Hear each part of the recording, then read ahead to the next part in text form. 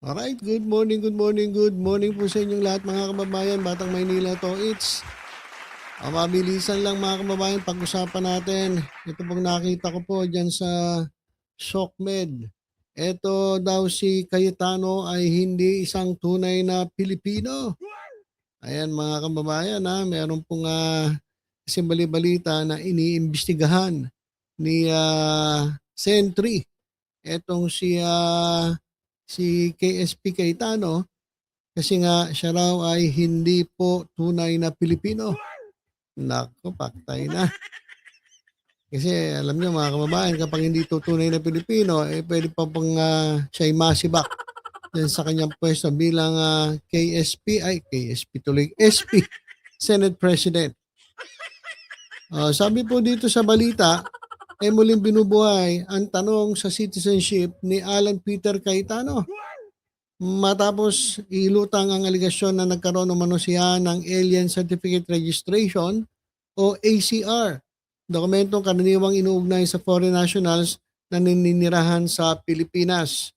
Giit ng mga kumikwestiyon, hindi maliit na bagay ito dahil malinaw sa konstitusyon na dapat natural-born Filipino citizen ang isang senador. Kung may seryosong duda sa citizenship, dapat itong busisiin ng maayos at hindi dapat tapusin sa passport o voter registration lamang. Ayan mga kababayan, naku po, KSP Cayetano. Ano na? Ito na, lumalabas na ang mga bagay-bagay na itinatago. Hindi naman natin alam kung totoo pero ito po ay iniimbestigahan. Ayan mga kababayan. So abangan natin Sabi, half Filipino, half American, pero pro-China. So ayan mga kababayan abangan natin itong mga balita tungkol dito sa sa citizenship ni Cayetano mga kababayan. Kasi yun nga, hindi ka pala tunay na Pilipino. Kapag napatunayan na ikaw po ay hindi tunay na Pilipino, yari ka. Tanggal ka sa pagiging Senate President at pagiging senador at maaari ka pang imbestigahan at makulong. Di ba? Parang si si Alice Go. Di ba? Ma-Alice Go ka. Alis na, tas go pa. Di ba? Alis ka na, go ka pa. So ma-Alice Go ka. Etong si Cayetano kapag napatunayan na siya po ay hindi tunay na Pilipino. At ito mga kababayan, isa pa. Ito naman si Senator Raffy Tulfo mga kababayan. Ito pong si Raffy Tulfo ay meron pong kinikwento. Meron po siya interview kay kay Igan. Pakinggan muna natin yung interview kay Igan. Itong interview kay Igan mga kababayan. So, sino po yung dalawa sa majority na lilipat sa... Okay, so pakinggan na lang natin guys Hindi ko ito ipi-play kasi baka maka-copyright tayo. Pero in-interview ni Igan, etong si Raffy Tulfo at tinanong tungkol doon sa dalawa na maaaring lumipat. Mamaya na po yan. Ang balita alas 5 pero babalik po ng alas 3 yung session sapagkat hindi po ata natuloy itong taga-Vietnam na dapat bibisita sa presidente. Hindi po natuloy kaya balik po sa alas 3 ang sesyon ng Senado. Abangan po natin kasi may bali-balita po may dalawang lilipat na taga-majority dito sa kampo ni KSP Cayetano, lilipat po sa minority sapagkat hindi na po niya gusto yung nangyayari po dyan sa kanilang grupo. Ito guys, pakinggan natin yung interview kay Senator Raffy Tulfo ni Igan, mga kababayan. Senator Tulfo, sino po yung dalawa sa majority na lilipat sa inyo? Ito ang masasabi ko, Igan. Kung pagmamasdan nyo yung demeanor ng mga senador na sa majority at that time yung mangyari kaguluhan, merong ilan doon na hindi happy. Yung mga kilos nila, yung demeanor nila, parang hindi sila sang-ayon sa mga pangyari. Opo. Yun yung dalawa maaaring lumipat. Sino po yun? I don't know. So dalawa po. Okay. Okay. Senator So yan mga kababayan, yung interview kay Raffy Tulfo, meron pong dalawang di umano na majority senators kasama po sa majority ni KSP Cayetano ang lilipat po sapagkat hindi na po nila nagugustuhan ang pamumuno neto ni Kumag. Kumag daw yan sabi ni sabi ni Ronald Llamas. Si Kumag daw yan. At ito si Raffy Tulfo mga kababayan ay hindi po papayag. Sandali. Ito mga kababayan, etong si Raffy Tulfo po ay hindi papayag na basta-basta magpa-checkmate dito sa gusto nga ni dito kay KSP Cayetano. Kaya sabi niya, alam namin ang move na gagawin para hindi kami ma-checkmate. Alam mo, parang chess yan mga kababayan. Yung Senado, parang chess yan. Na kailangan magaling ang iyong estratehiya.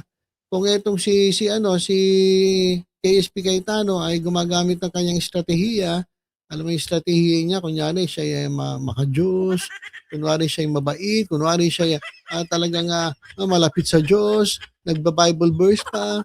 So yun ang mga estratehiya niya para makuha niya yung simpatya ng taong bayan, marami nang hindi naniniwala sa kanya. Dahil sabi nga ni Trillanes, na-decode na ito. Na-decode na at marami na po nakakakilala sa tunay na pagkatao na ito. Meron nga ako pinakita sa inyo mga kababayan Ito, pakita ko sa inyo May ipapakita lang ako sa inyo. Para at least kayo po ay hindi magoyo o hindi kayo mabudol mga kababayan. Nasaan na yan? Hanapin ko lang yung litrato na sinasabi doon na hindi po lahat ng nakaluhod, hindi po lahat ng nananalangin na nakataas ang kamay, hindi po lahat ng akala mo sa Diyos, hindi po lahat ng akala mo ay mabuting magaling magsalita ay sa Diyos. Sapagkat ito guys, pakita ko lang sa inyo para at least ayan. 'Di ba? Hindi lahat ng nakikita nyo nga maganda at mabuti ay galing sa Diyos. Bakit? Sabi nga dito, no wonder, for Satan himself masquerades as an angel of light. Kahit si Satanas ay nagaan yung anghel ng liwanag. 'Di ba? Kahit siya ay demonyo, kahit siya si Satanas, siya po ay nagpapanggap na siya po ay angel of light. So wag po kayo basta-basta maniniwala. Huwag kayo maniniwala. Baka kayo mabudol, ma-hypnotize at maniwala sa mga sinasabi ng mga tao na gumagamit ng Biblia, nagko-quote sa Biblia, pero ang totoo, angel naman ng kadiliman.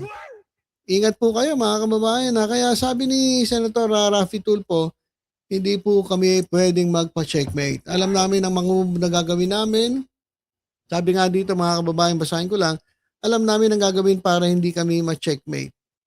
Nagpayag ng kumpiyansa sa Senator Raffy Tulfo na handa ang minority bloc sa anumang hakbang na maaaring gawin ng Senate majority sa pagbubukas ng sesyon, kasabay ng patuloy na tensyon at pagbabago ng puwersa sa loob ng mataas sa kapulungan.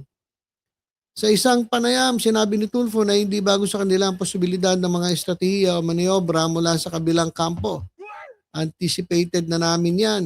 Na itong majority mukhang gagawa na naman ng maniobra, pero ready na naman kami for any eventuality kung ano man ang kanilang binabalak. Alam namin ang move na gagawin para hindi kami ma-checkmate. Nauna na iginit Senate majority sa pangunan ng Senate Alan Peter Cayetano ang pagbubuo nabuo at matatag pa rin ang kanilang hanay. Sabi nito ni Kumag, ni Alan Peter Cayetano, sabi nito, solid ang 13 at hindi daw sila magpapa-11. Ayabang nito. Tingnan natin kung ano mangyayari mamaya. Basta, sabi ni Senator Raffy Tulfo, hindi kami magpapa-checkmate at meron malamang na mangyaring lipatan mamaya. Hindi natin alam kung isa o dalawa. Kung isa mga kababayan ang lilipat, ang mangyayari ay magiging 12 sila, yung minority, tapos magiging 11 ang minority. Kasi di ba, sila 12-11 wag na natin isama si Bato. Si Bato wala na yun, nagtatago na yun. So ngayon ay 12-11, di ba? So kung lumipat yung isa, magiging 12 ngayon ang minority, magiging 11 ang majority. So iba na po yung majority. Kaya lang kinakailangan po 13 ang boboto para magpalit ng Senate presidency. So kulang pa na isa. Pero ang mangyayari doon mga kababayan, ito si Cayetano, bagamat siya pa rin ang Senate President, talagang KSP Senator na. Kasi magiging salimpusa na lang siya at wala na siyang power. Magbumukha siyang flower base, magbumukha siyang dekorasyon dyan sa Senado. Kaya sabi nga, kapag ganun na nangyari, mag-design ka na lang KSP. Kasi mukha ka lang tanga dyan. Gagawin ka lang display, tagapukpok ng ng baton dyan sa sa Senado, pero wala ka ng silbi. Dahil lahat ng mangyayaring botohan, talo kayo. Lahat ng mangyayaring kahit ano pang resolusyon na mangyayari, talo kayo. Kaya nakatanga ka lang gano'n, nakanganga ka lang, nganga ka lang na nandun ka, presiding officer ka lang, pero wala ka ng kapangyarihan, wala ka ng silbi. At makikita mo na lang na habang ikaw ay Senate President, itong new majority na 12, kayo 11, ay lagi na lang mananalo at haharangin yung mga gusto nyo mangyari. So, ayan po, malamang ang mangyari mamaya, abangan po natin. Pwede nga daw 13-11. Kapag nag-13-11, tanggal ka sa pagiging Senate President. Ayan ang abangan natin mga kababayan mamaya pong hapon. At for the meantime, abang-abang lang po tayo sa mga susunod pang mga updates. Ito lang po sa ating YouTube channel na Batang Maynila to. It's alright. So, ingat po tayong lahat. God bless po.